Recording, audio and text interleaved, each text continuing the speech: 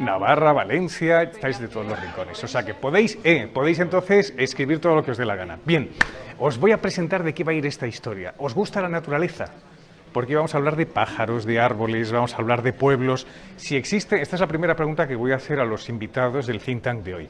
Si existe una, atención, antropología de la ciudad y una antropología del pueblo. Si hay gente que es de ciudad que es mucho mejor que los del pueblo, o al revés. Esta es la historia. Saludamos a más gente. ¿Quién más está? Almería, Valladolid, Los Bosques. Desde los bosques. Ah, mira. ¿Hay algún pájaro? Ahí están los bosques, los pájaros. Y ya. Con esos tenemos. Bueno, pues vamos a empezar con este hombre tan feo. Es una cosa impresionante. Es uno de los grandes clásicos de la literatura latina, pero era muy feo. ¿Qué tal, queridos amigos? ¿Cómo andáis?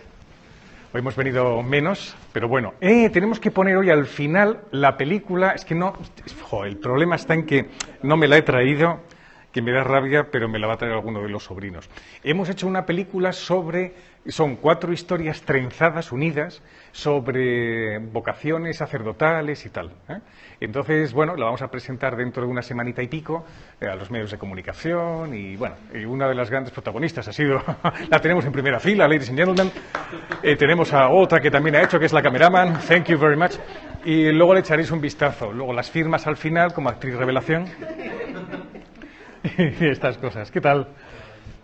Bueno, vamos a hablar de la naturaleza. Lo primero de todo. ¿Quién de vosotros, iba a decir, es partidario de la naturaleza? Pregunta absurda. ¿Quién de vosotros os gusta la naturaleza como para no poder dejar de ir al campo una vez a la semana? Vale. Bien.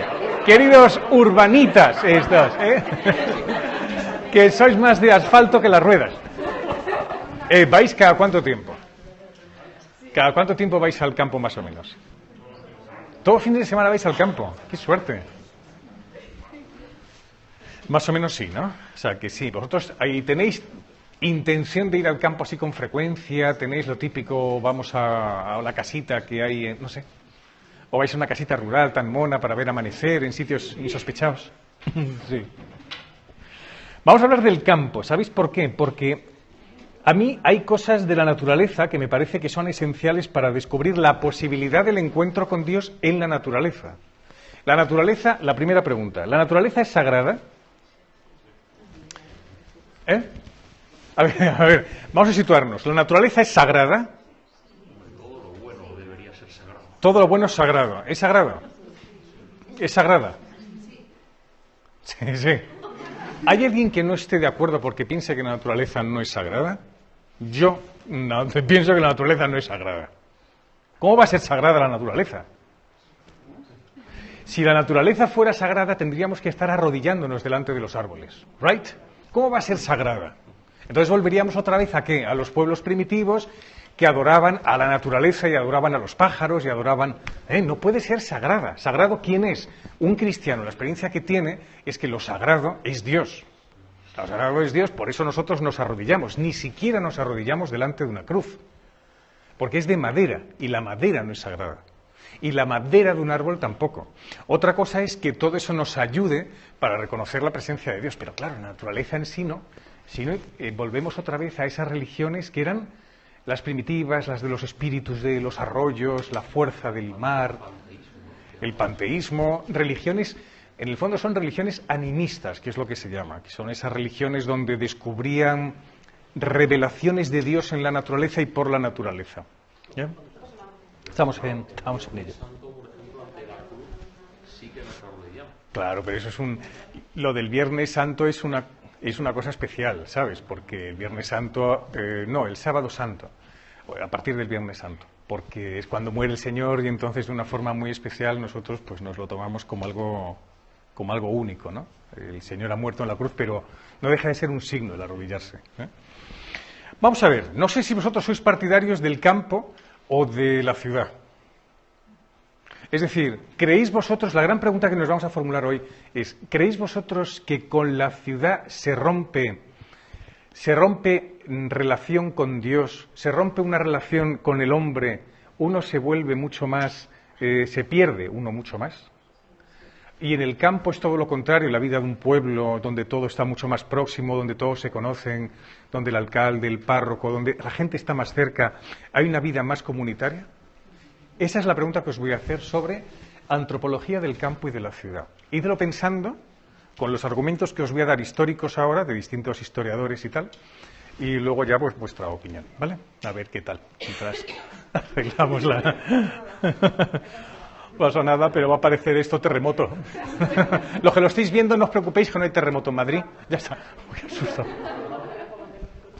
Mirad, Varrón. Yo no conocía a Varrón, ¿eh? Varrón es este señor tan fotogénico. Este señor que debió ser como boxeador del siglo I, porque le dieron en la napia. Varrón es uno de los grandes, ilustres, no historiador, pero desde luego era cónsul romano y tal, y vivía en el pueblo, y se le nota un poco la cara de su tierra, ¿eh?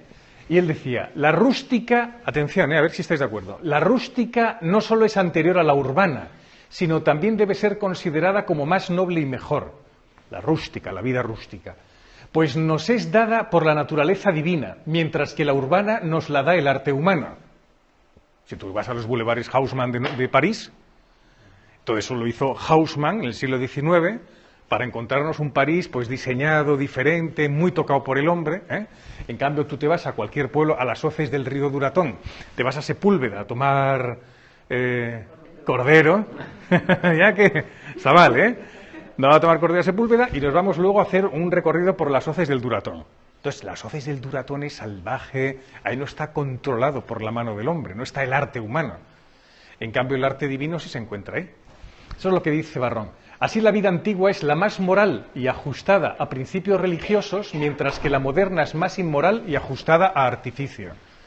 Siglo I antes de Cristo, siglo I después de Cristo, justamente en la época del Señor. Así fue cuando escribió Varrón. Quedaos con esa idea de que lo del pueblo viene de Dios y lo de la ciudad es artificio humano. Aristófanes, ¿conocéis a Aristófanes? Aristófanes fue un contemporáneo de Sócrates con el que había una disputa muy grande, porque Aristófanes criticaba mucho a Sócrates, porque Sócrates hablaba de un solo Dios. Y Aristófanes era partidario de muchos dioses, del famoso politeísmo griego y tal, era partidario de las grandes tradiciones y... Entonces él componía unas comedias en las que criticaba a Sócrates, se burlaba de casi todo. En Las nubes, que es una de las más conocidas, los protagonistas son así. El protagonista es un hombre piadoso, campestre, trabajador y ahorrativo. Y luego está de otro lado su mujer y su hijo, que son gente de ciudad, dados a toda clase de diversiones, gastos y superficialidades. Es decir, el hombre del campo es el trabajador y el ahorrativo, y el hombre de ciudad es el dado al gasto, superficialidades y diversiones de toda clase. A nosotros nos sueltan por el campo, nunca mejor dicho, nos sueltan por el campo, ¿y qué hacemos por el campo? A pastar como locos, a comer de todo, a triscar, hijos. Pero nos sueltan por la ciudad, ¿y qué hacemos? ¿Qué película vemos? Vamos a ver escaparates, no compramos nada, pero vamos a ver escaparates. Entonces te vas viendo todos los bolsos de Jimmy Choo. ¿Ves? Solo se han reído ellas. Claro, vas viendo escaparates de todo tipo, ¿ok?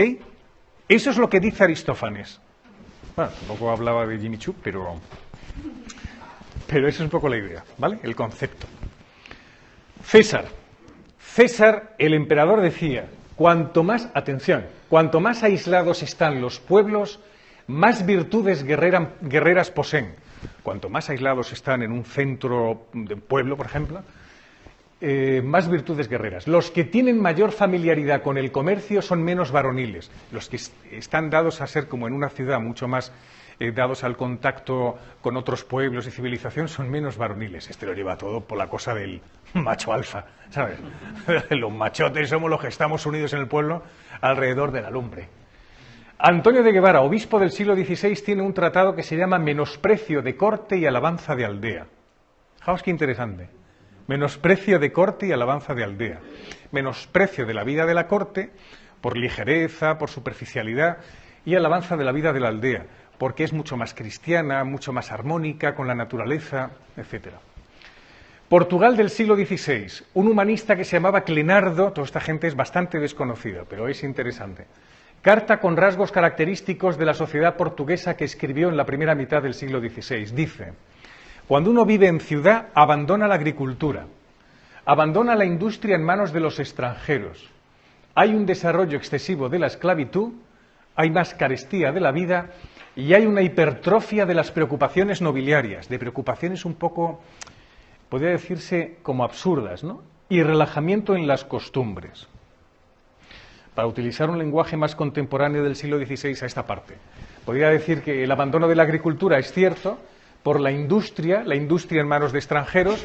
Ahora lo que hay son muchas empresas transnacionales, ¿no? Empresas como, pues eso, Nike, empresas gordas y tal, y está en manos de otra gente que lo que hacen es no trabajar ni la tierra ni los productos, sino que el trabajo lo hace gente de otros rincones del mundo y lo único que hacen son actividades financieras, por ejemplo, desde una ciudad, ¿no? Carestía de vida, hipertrofia de las preocupaciones nobiliarias, las preocupaciones que tiene un cabrero son distintas de las preocupaciones que tiene un chaval de 17 años delante de su PlayStation. Muy diferentes, ¿vale? El hijo de un cabrero está mirando las cabras. El hijo de un hombre que está con su PlayStation está mirando pues su Battle Water 3. ¿Sabes?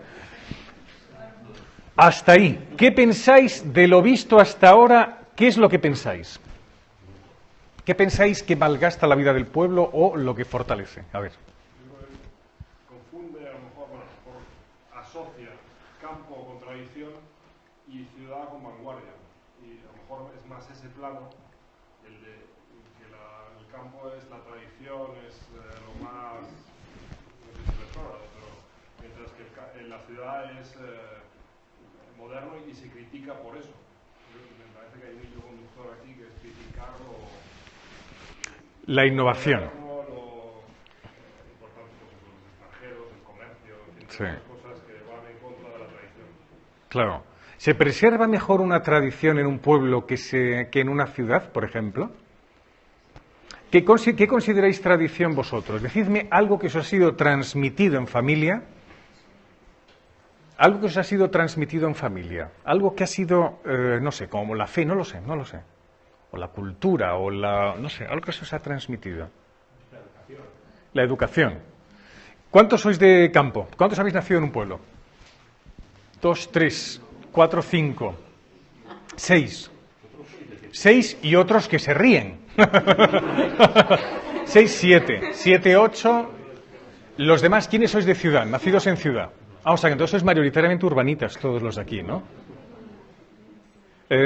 ¿Pensáis que uno tiene más posibilidades de ir a la entraña de las cosas acercándose al fuego y no encendiendo la lámpara del baño?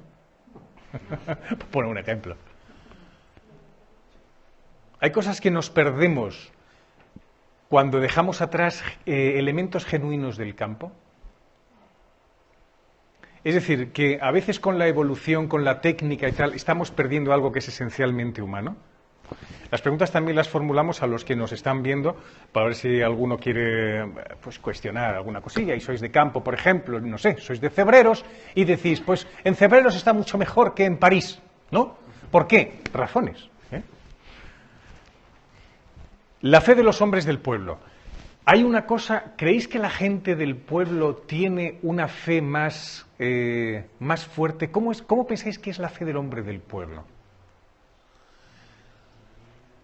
Comparada con la fe que se aprende, no sé, que tiene que ver más en la ciudad con las prisas, el padre trabaja y tal, la abuela que está con su bastoncito en la aldea y te va contando las cosas, en el amor del fuego.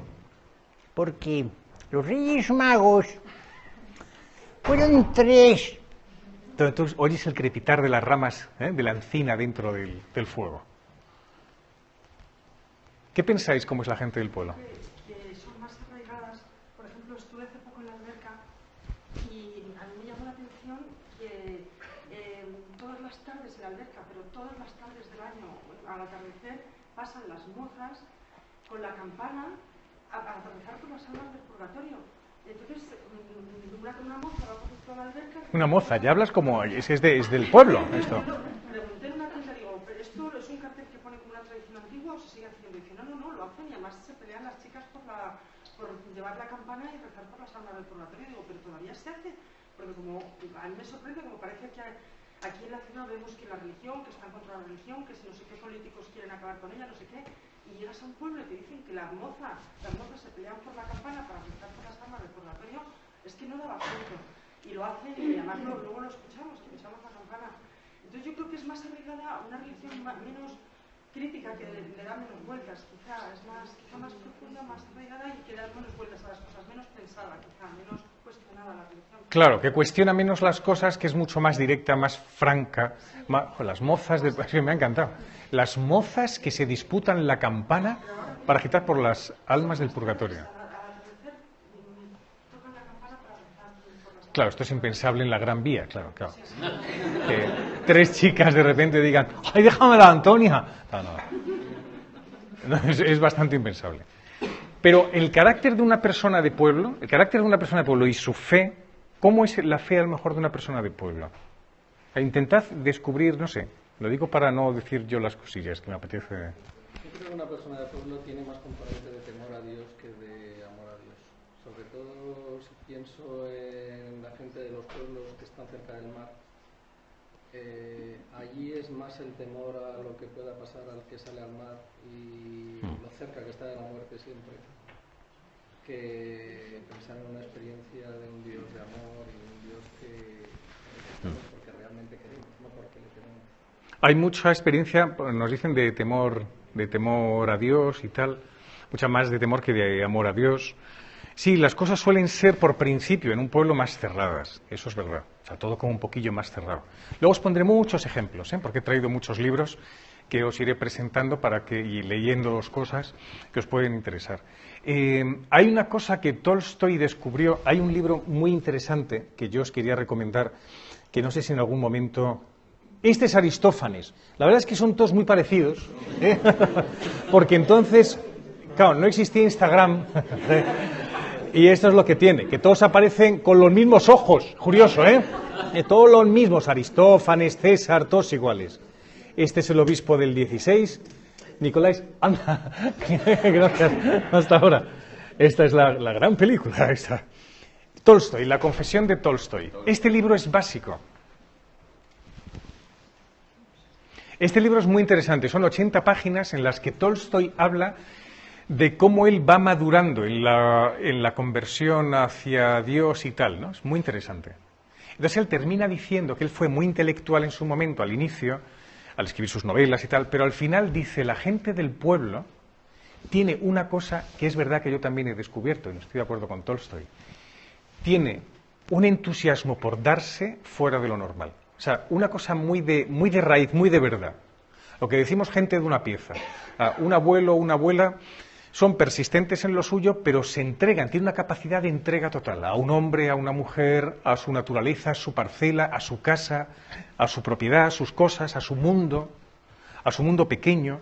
De hecho, en los pueblos del norte de España y en los pueblos del este de la costa se dice que incluso nación es o patria, es incluso mi pueblo. Dice, en mi nación, en mi patria, esto ocurre. Cuando dicen patria hablan de su casa y 5 casas más. Porque lo consideran todo como muy suyo, ¿no? Y hay una entrega incondicional. O sea, si, por ejemplo, dice, si el Señor se hubiera resucitado delante de cualquiera de ellos, lo hubieran creído a la primera, no como Santo Tomás, que tiene que esperar a meter los dedos. Algo así es lo que Tolstoy descubrió, y en Confesión, que es una de las últimas piezas que él escribiera,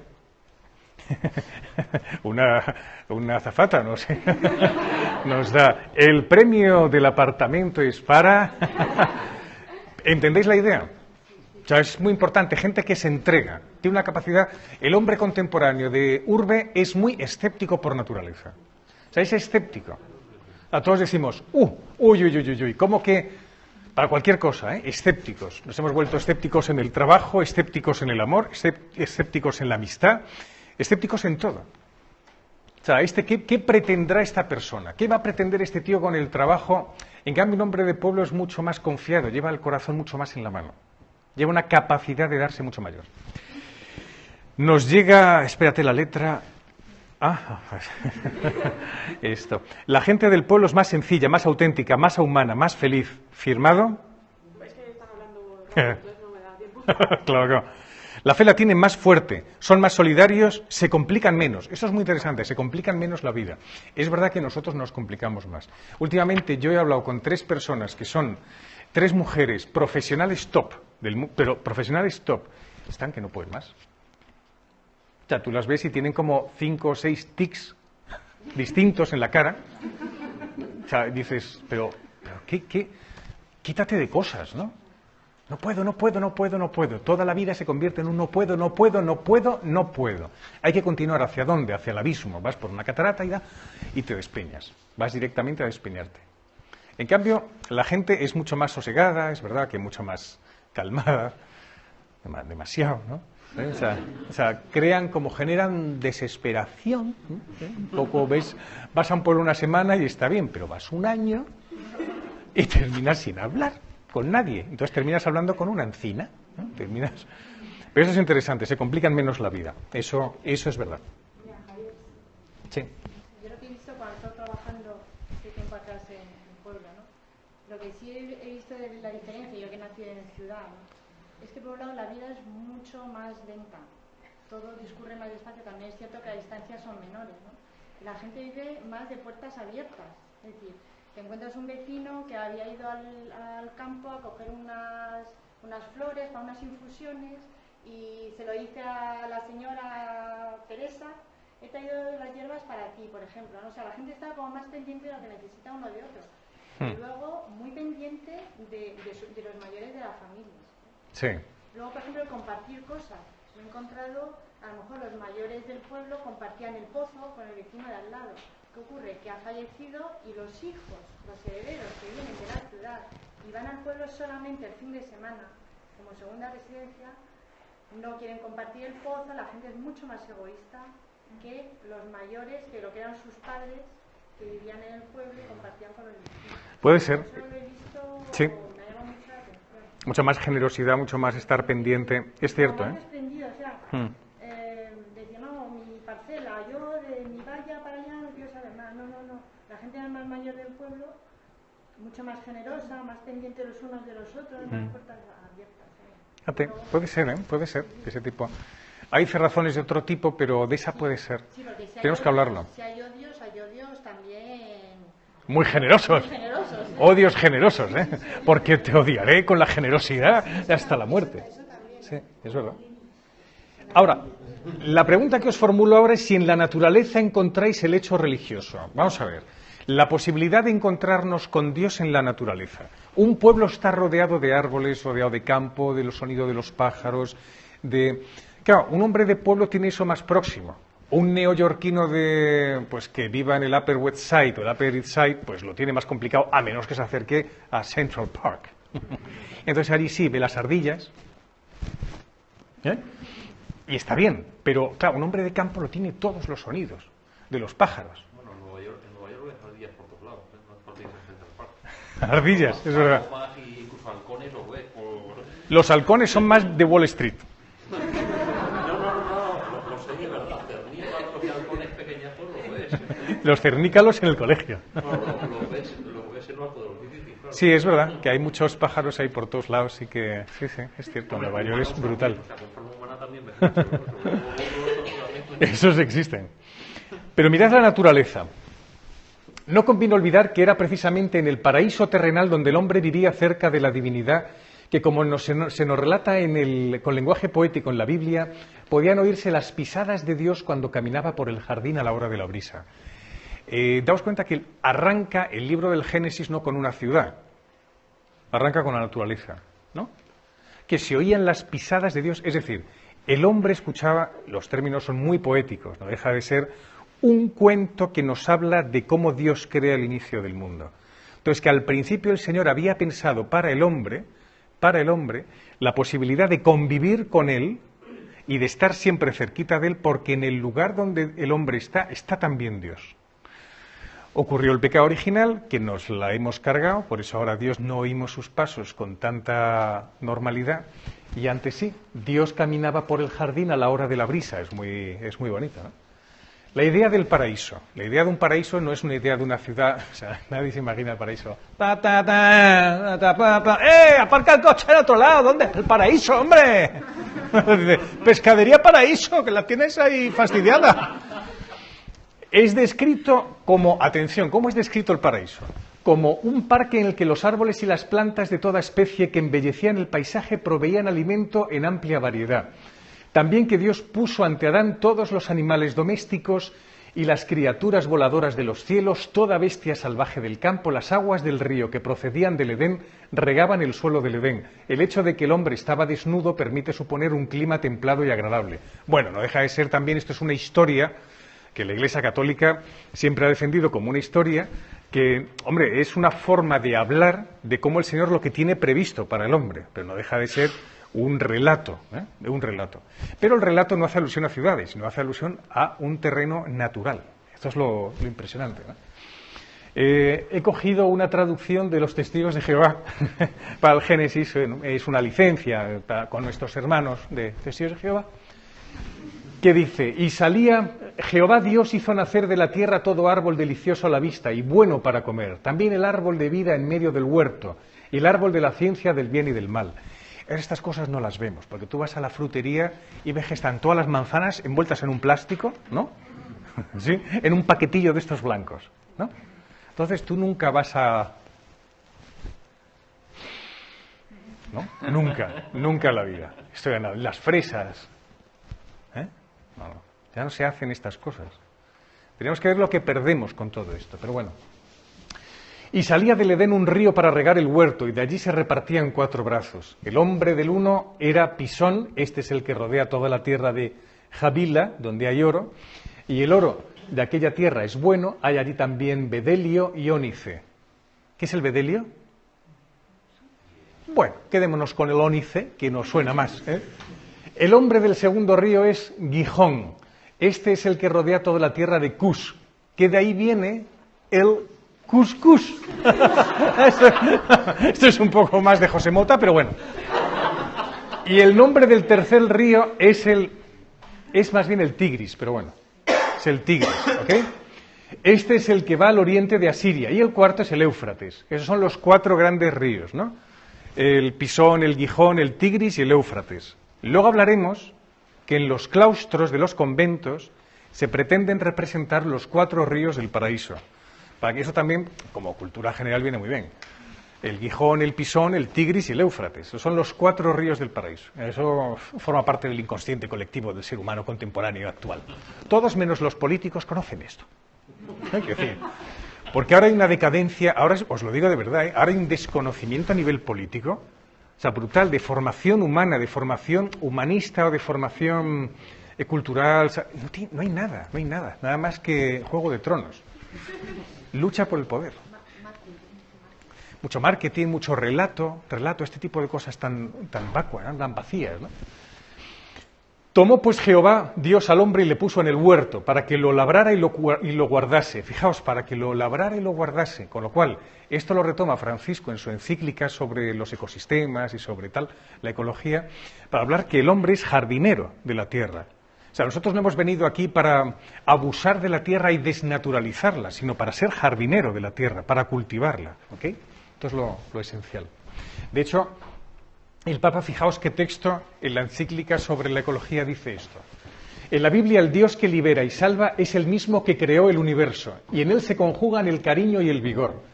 El relato de la creación es central para reflexionar sobre la relación entre el ser humano y las demás criaturas, y sobre cómo el pecado rompe el equilibrio de toda la creación en su conjunto.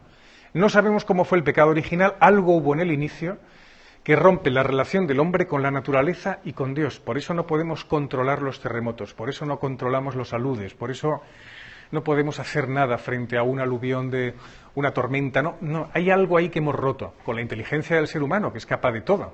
Lo que pasa es que la inteligencia se da como poco a poco, con el tiempo. ¿Por qué es tan lenta la inteligencia del ser humano? ¿Por qué hemos desarrollado tan poco cerebralmente? Es todo un misterio, ¿no? Estas narraciones sugieren que la existencia humana se basa en 3 relaciones fundamentales estrechamente conectadas: la relación con Dios, con el prójimo y con la tierra. Según la Biblia, las tres relaciones se han roto, no solo externamente, sino también dentro de nosotros. Y esta ruptura es el pecado. Y luego una cosa muy interesante, que el ser humano, todo esto es del Papa Francisco, que el ser humano no sea patrón del universo, daos cuenta que nosotros formamos parte del universo. O sea, yo respiro y respiro como la vaca, ¿no? O sea, comparaos con una vaca, parece es una ofensa, claro.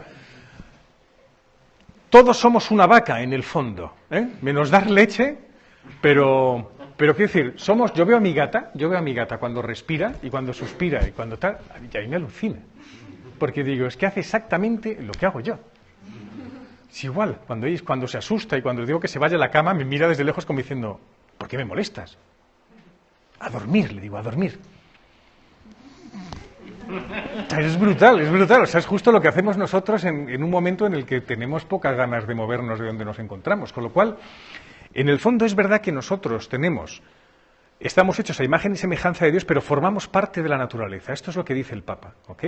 Formamos parte de ella, nosotros estamos ahí ocupando un puesto dentro de la naturaleza. No significa igualar a todos los seres vivos y quitarle al ser humano ese valor peculiar que lo caracteriza, y tampoco supone una divinización de la tierra, que es lo que os he dicho al principio, no es sagrada la tierra, no se puede divinizar la tierra, que nos privaría del llamado a colaborar con ella y a proteger su fragilidad. En esta perspectiva, todo ensañamiento con cualquier criatura es contrario a la dignidad humana, pero no puede ser real un sentimiento de íntima unión con los demás seres de la naturaleza si al mismo tiempo en el corazón no hay ternura, compasión y preocupación por los seres humanos. Si tú, por ejemplo, estás dedicado muy bien a la foca y te encanta el estudio de la foca, pero te olvidas del ser humano, pues oye, que tienes a tu perro maravilloso, que lo estás cuidando con toda la ternura, pero tienes a tu abuela que está enferma en el hospital y no te ocupas de ella, pero sí que le das unas croquetas especiales que compras siempre en Bombay, porque son especiales, porque tienen curry para el perro, es bestial y lo entusiasma, y dejas a la abuela, pues la lías. ¿Por qué? Porque no enfocas bien lo que es el equilibrio natural. Y es que entre nosotros no es que haya una relación de especie, es que nuestra especie tiene una dignidad intrínseca. Hay algo intrínseco de dignidad en el ser humano. Por eso la Iglesia defiende tanto lo de la dignidad del no nacido, porque es tan frágil. Si vemos ya frágil, imaginaos, la ternura de un brote, de una flor entre las rocas, o sea, una pequeña flor. ¡Qué adecuado! O sea, esto tan frágil que es en concreto. No sé. Es una flor callejera, Una flor, ojo a la flor callejera, O sea, es una flor brutal con sus campanillas y sus cosas. Esto tan frágil que merece un cuidado como especial. ¿Por qué? Porque lo vemos y nos sorprende. Imaginaos el inicio de la vida humana, que es tan frágil, o sea, como para no considerarlo. Si yo, por ejemplo, ahora mismo, yo destrozara esto, lo puedo hacer por mi libertad, lo destrozo y tal, todos nos quedaríamos un poco sobrecogidos, diciendo, ¿por qué, no? No tiene sentido.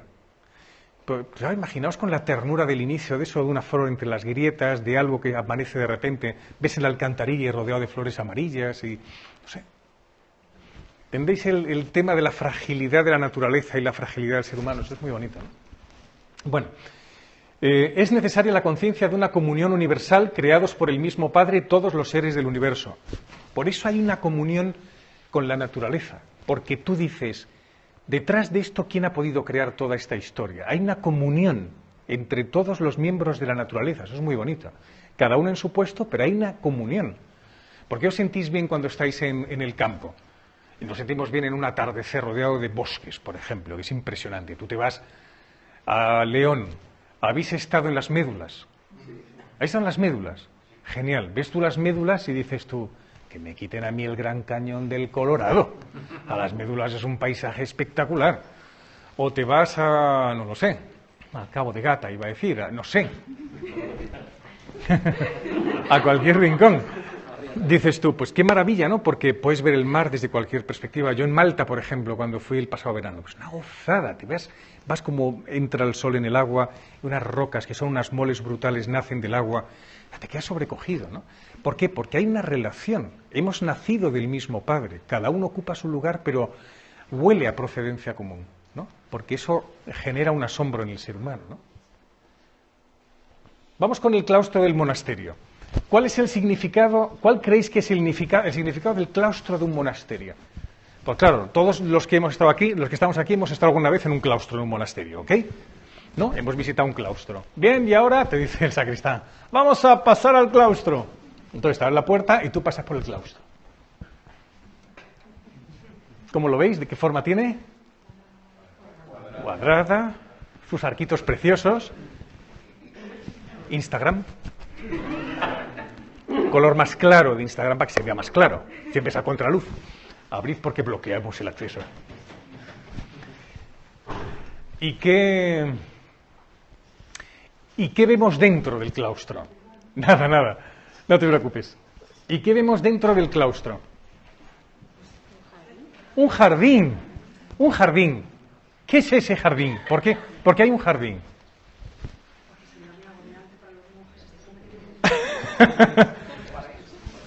Claro, porque es como Central Park rodeado de tanto edificio.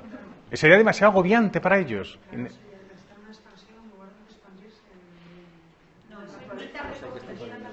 ¿Quién ha estado en las hoces, en San Frutos, en las hoces del Duratón? En la ermita de las hoces. Ah, ¿sí habéis estado? Qué chula. Yo no sé si hay claustro, porque yo voy a ir dentro de 20 días con unos amigos curas y tal. No sé si hay claustro allí y tal. Me parece que no, porque es muy antiguo y no hay nada, ¿no? 4 paredes y punto. Pero los monasterios siempre están en un rincón que normalmente tienen una belleza alrededor espectacular. No hace falta un claustro para que tengan la belleza en miniatura. Pero ¿por qué hacen algo allí en miniatura? Lo hacen como a escala, un arquitecto. Hacen ahí a escala algo. ¿Qué es? El paraíso.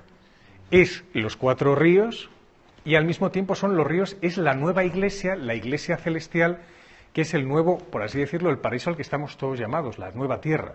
O sea, es un lugar también de esperanza, porque nosotros estamos viendo la iglesia redimida por el Señor. Entonces es un lugar en el que uno dice, me siento en paz porque Dios conmigo, lo que decíamos al inicio, va hollando el terreno al mismo paso que yo, monje de este convento, de este claustro, voy paseando por aquí. Y al mismo tiempo Dios va trabajando mi vida. Yo hablo con Él, me comunico con Él conmigo. Esa es la idea del claustro, ¿no? Entonces, por eso, también los monjes, evidentemente, están en sitios fantásticos. ¿Por qué? Porque también la naturaleza llama poderosamente, ¿no? Es como el gran eco de Dios o las sílabas que Dios va lanzando para que tú puedas acercarte a Él, ¿no? Esto es un texto de Fray Luis de Granada, un texto muy bonito. Fijaos qué chulo es. ¿Qué serán todas las criaturas de este mundo tan preciosas y acabadas, sino como letras quebradas, iluminadas, que declaran bien el primor y la sabiduría de su autor? Todas las cosas del mundo son como piezas que hablan de su autor. ¿Qué serán todas estas criaturas sino predicadores de su Hacedor, testigos de su nobleza? Muy bonito. Espejos de su hermosura, anunciadores de su gloria, despertadores de nuestra pereza, estímulos de nuestro amor y condenadores de nuestra ingratitud, porque vuestras perfecciones, Señor, al ser infinitas, no podíanse ver en una sola criatura que las representase todas. Fue necesario crearse muchas para que así, a pedazos cada una por su parte, nos declarase algo de ellas, de vuestras perfecciones, ¿no? De esta manera las criaturas hermosas predican vuestra hermosura, las fuertes vuestra fortaleza, las grandes vuestra grandeza, las artificiosas vuestra sabiduría, las resplandecientes vuestra claridad, las dulces vuestra suavidad, las bien ordenadas vuestra maravillosa providencia. Oh testificado con tantos fieles y testigos, oh abonado con tantos abonadores, oh aprobado por la Universidad de París, no de Atenas, sino de todas las criaturas. O aprobado no por la Universidad de París, no de Atenas, sino de todas las criaturas. Que no hace falta haber ido a París y Atenas para recibir la explicación o la clase que da la naturaleza con todas las perfecciones de Dios que está hablando. Es bonito el texto de Fray Luis de Granada, muy bonito.